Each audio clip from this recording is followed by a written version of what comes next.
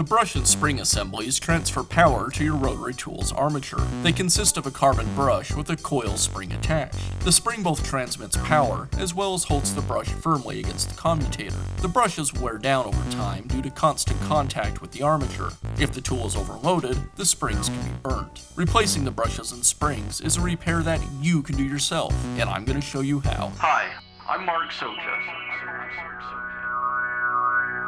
Do-it-yourself repairs like these are easier than you might think.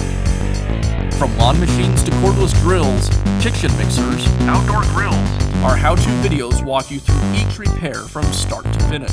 So doing it yourself means never having to do it alone. Let's get started. I'll begin by removing the old brushes.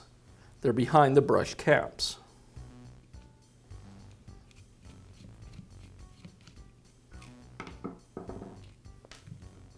There's one on each side of the tool.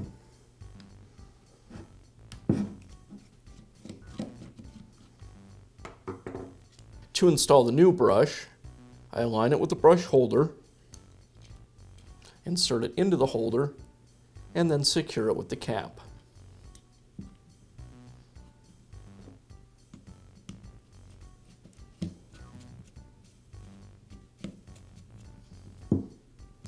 And again, I do the same process on the other side.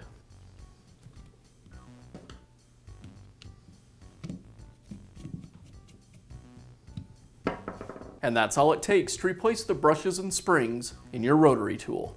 Be sure to check back often for new videos and expert advice. If you found this video helpful, give us a thumbs up and leave a comment.